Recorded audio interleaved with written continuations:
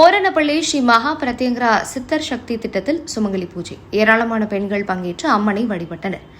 கிருஷ்ணகிரி மாவட்டம் மோரனப்பள்ளி பகுதியில் 2வது சிப்காட் வளாகத்தில் அமைந்துள்ள ஸ்ரீ மகா பிரத்யங்கரா சித்தர் சக்தி திட்டத்தில் சிறப்பு சுமங்கலி பூஜை மற்றும் விளக்கு குங்கும அர்ச்சனை பூஜை நடைபெற்றது. இதையொட்டி பெண்கள் பாரம்பரிய முறைப்படி சுமங்கலி பூஜையில் கலந்து கொண்டு அம்மனை வழிபட்டனர். தொடர்ந்து விளக்கேற்றி குங்கும அர்ச்சனை செய்து குடும்ப நலன், ஆரோக்கியம், செல்வ வளம் மற்றும் உலக நன்மைக்காக சிறப்பு பிரார்த்தனைகள் மேற்கொள்ளப்பட்டன.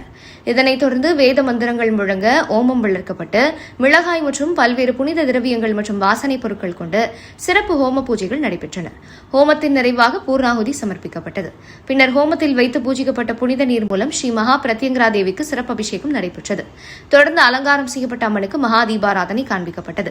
இந்த சிறப்பு பூஜையில் கர்நாடகா, ஆந்திரா உள்ளிட்ட மாநிலங்களிலிருந்தும் சுற்றுவட்டார பகுதிகளைச் சேர்ந்த ஏராளமான பெண்கள் மற்றும் பக்தர்கள் கலந்து கொண்டு சுமங்கலி பூஜையில் பங்கேற்று அம்மனை தரிசனம் செய்தனர். பூஜையில் கலந்து கொண்ட பக்தர்களுக்கு பிரசாதம் வழங்கப்பட்டது.